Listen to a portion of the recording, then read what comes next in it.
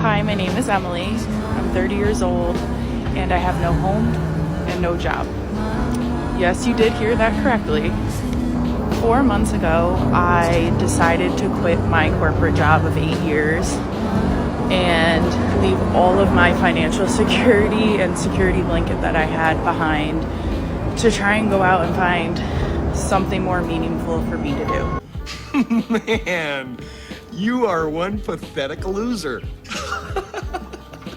No offense. Lady, the less details you divulge, the more we know. You claim to be homeless, yet your hair is stylized and suspiciously clean looking, and you claim to be jobless, yet you still have enough money for a phone, as well as some sort of an internet plan to upload videos onto TikTok. So yeah, what are you not telling us? Now, I do buy the fact that you quit your corporate job to try to do something better. My guess is you probably started an internet business and it ended up crashing after everything shut down in 2020, and instead of actually going out there and trying to find a job and rebuilding your life, like, pretty much any healthy-minded adult would do, you're just going to complain about it on TikTok and hope that you can turn it into a viral trend. But if you do that, let's say that your Homeless in New York series ends up taking off and you end up making a whole bunch of TikTok money. Then what?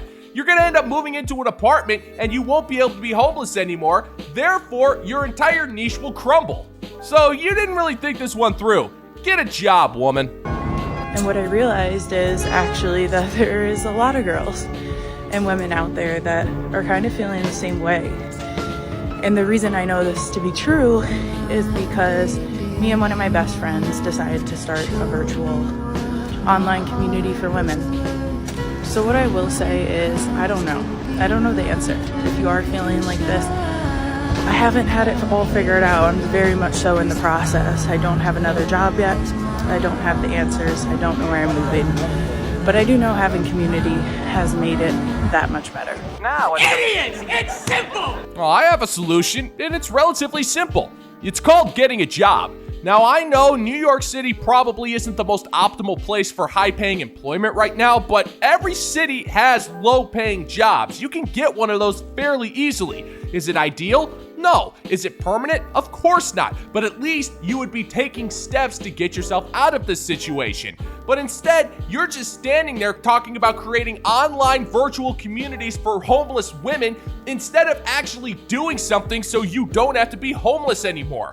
You need to realize how idiotic you sound right now. You would rather focus on getting sympathy likes online than actually taking steps to reverse your homeless situation. Woman, there's no way around this. If you want your life to get better, you're actually going to have to do some work. We're not going to swoop in and help you, because let's face it, if the table was reversed, you'd be telling us the exact same thing. I know it, your family knows it. Dogs know it. Some of these men genuinely don't care to get to know you. They just want to experience you, so let's talk about it. Unfortunately, a guy can literally do the right things, can say the right things, can communicate, can take you out on dates, literally everything, only for him to actually not give a fuck about you. And this is why it's important to have enough discernment in yourself and confidence and security that you know exactly what you want and what you're looking for, and that you don't settle for someone's dusty, crusty, musty ass son. If you don't have pure intentions for me, at least communicate what you're looking for. So if it aligns with what I want, then we can go about it. If not, guess what? I'm gonna let you do your thing and I'm gonna move on.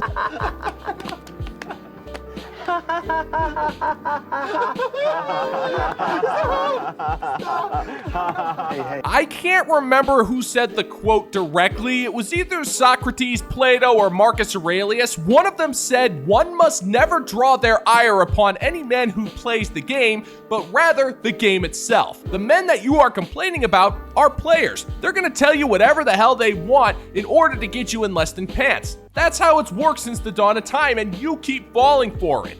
And even if these men are open and honest about it, you're not gonna care. If they're hot and rich enough, you're gonna think you're gonna be able to change them to settle for you. But here's the problem, lady. I don't think there is a self-respecting man on the face of this planet who is willing to bring that much shame upon his family legacy by completely lowering his standards and giving up his joie de vivre in order to make you his wife. A man must suffer from a gargantuan amount of self-loathing in order to lower himself that badly. Crazy to me because a lot of these men actually want to humble very confident, secure women that take care of themselves mentally, physically, financially, emotionally, women that literally spend time and money on their looks, all because of what?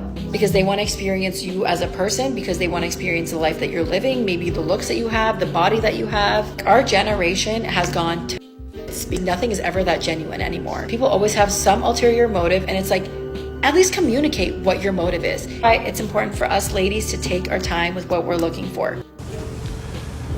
Nobody cares what you think. Yeah, that's the issue, all right. Men out there just want to get together and humble annoying women. You caught us. We were trying so hard to hide it, but I guess we just weren't smart enough for you. Grow up, woman. Do you honestly think men have nothing better to do with their time than try to come up with elaborate plots to humble you? That's impossible. There's nothing to humble. You are so full of yourself that you're going around complaining that your generation has turned to ish because of a lack of authenticity, when you also admitted to spending money on buying products to change your appearance into something that's inauthentic. Well, I suppose I should thank you in one way, I guess. I mean, thanks to your rampant complaining and sheer idiocy, I am under no obligation to tell you my intentions as a man, mainly because there's no point. We already know your intentions with your constant complaining, your swearing, and your inability to be an actual human being. So, thanks for that, I guess. Woo! Hey! Okay, 5 things to never do on a first date. Number 1, when it's the end of the date and the bill comes, look over at her and go, "Ooh, you cool with splitting this one?" You know what? You're absolutely right. You should just be cool paying the entire check yourself. In fact, don't even worry about me. Just buy your own DoorDash like you always do, and I'll just hang out at my place and watch Harley Davidson and the Marlboro Man, one of the best movies around. Now, if I'm being perfectly honest here, I have no idea what the hell this movie even is. I don't know if it takes place in an alternate universe or a semi-futuristic 1997 where bikers get into regular gunfights with mercenaries and bulletproof leather dusters, but I really don't care. This movie has no problem with not bothering to make any sense. I don't even know what's happening half the time. 1 minute Giancarlo Esposito is dressed up like Jimi Hendrix and trying to get men to throw arm wrestling matches. Then Tom Sizemore and Daniel Baldwin get into an unofficial pissing contest to see who can underact the hardest. And even though Don Johnson is clearly rethinking his life choices with this movie, he is so damn charming that I don't even care that I don't even know what's happening. But unlike Tits McGee over here, this DVD is not only fun, but it still keeps its value even when it's clearly been used. Never thought I'd make one of these, but get ready with me to break up with my boyfriend. Last year, I got out of the longest relationship I've ever been in. It was a 4-year relationship. It ended decently amicably, but I definitely was the initiator of ending the relationship. I felt like I wasn't being treated like I was really given a shit about. And I really just couldn't wait to be single. I wanted nothing more than to just have my life be my own. Very shortly after that, a friend of a friend asked me out on a date, and I was like, hey, I respect it, but I'm not interested in dating anyone right now. I really want to do me for a while. And he sort of pushed and was like, just let me take you out on a date. Nothing's gonna come of it, but you can take me out on a date. A smelly fish! And it's not a cod. Translation, I was in a relationship with a guy for 4 years and broke up with him the second I realized he had hobbies that didn't involve showering me with endless amounts of attention. And right when I was getting ready to enjoy my hot girl summer, some guy started pestering me for a date. And I didn't really want to go, but because I was feeling hungry, I reluctantly agreed. I ended up treating that guy like complete and utter garbage, which I felt like was my right because I wanted free food and nothing else to do with him. And even though he was a nice guy, I didn't feel like reciprocating any form of respect. And because I knew if I stayed with this guy, I would be getting all sorts of free goodies if I just stuck around. But now, I'm bored and want to get with my hot girl summer again. Now I'm putting my pointless vanity on full display for the planet to witness as I discuss in detail why I am just a completely terrible person. On a scale of 1 to 10, how close am I? 10. We go on a date. I know I was like the world's worst date possible because I really didn't speak because I was genuinely disinterested in being there. He was a nice guy, but I wasn't interested in dating. So it was more of like, he really wanted to take me on a date and I was like, fine, like go for it. Next weekend, and he asked me out again, and I was like, okay, fine. This date, I'm gonna tell him that like I'm not interested. Before I got a chance to really talk to him about it, the date ended like pretty abruptly, or like I guess sooner than I thought, maybe not abruptly, but I didn't feel like I had an opportune time to like say that I didn't think we should see each other anymore. So I ended up calling him that weekend and just saying like, hey, like I've had a great time the last couple weekends, but I don't want to do this. Like, I don't want to be dating anymore. I'm not emotionally available or like invested. A few weeks go by. We have mutual friends. So, like, we hung out again together. Everything was fine. No one was weird about it.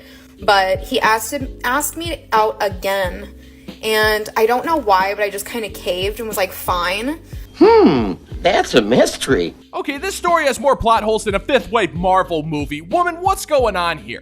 You're standing there complaining that you never wanted to date this guy in the first place, and even though you made it abundantly clear you weren't interested, you still kept using this guy over and over and over again. Now, I would give you props for communicating that you weren't interested with the guy instead of just leading him on, but the second he came up to you after the fact and asked you out, you caved in almost right away as if it was some type of massive inconvenience. All you had to do was say no, then walk away, and if he kept pestering you, then you'd have a lawsuit on your hands and you'd be on easy street. But no, you love not having to pay for things. And if you're with this guy, he'll buy you drinks, he'll buy you food, and provide you with cost-free entertainment, which is why you're willing to stomach being around him.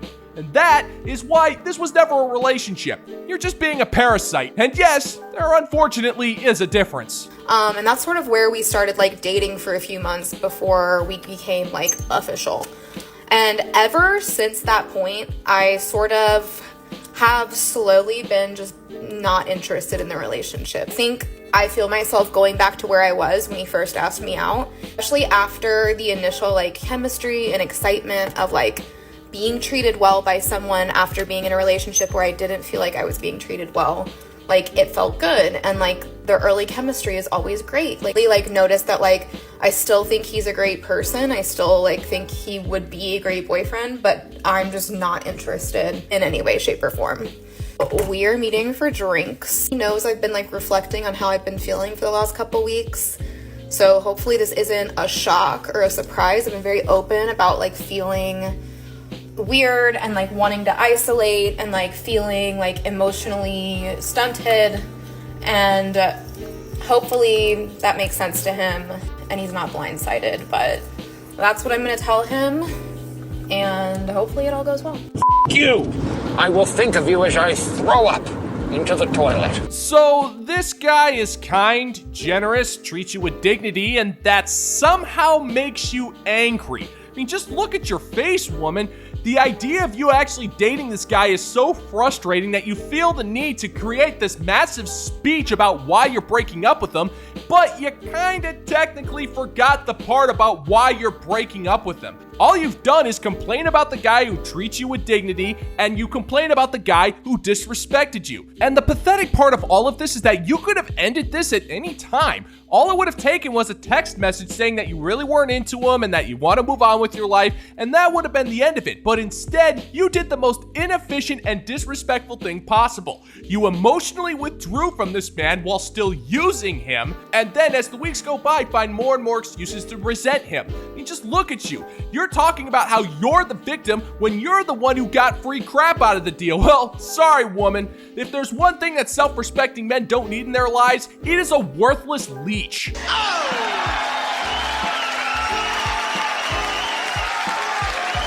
And of course, it's time to give some love to the members of the Bounty Board whose generosity has helped to make today's episode a reality. Gentlemen and gents, you are truly worthy of the fist bump of brotherhood from the intergalactic space guy Blimp card. All hail! And if you're interested in supporting the channel, check out the bounty board over on Patreon, where $5 a month gets you access to exclusive content as well as some other goodies. The link is in the pinned comment down below. And of course, you can always support the channel by subscribing, liking, sharing, leaving comments, and doing all sorts of fun stuff to give the good old-fashioned middle finger to the YouTube algorithm. Thank you so much for checking out the new video, gentlemen and gents, and until next time, peace out, homies.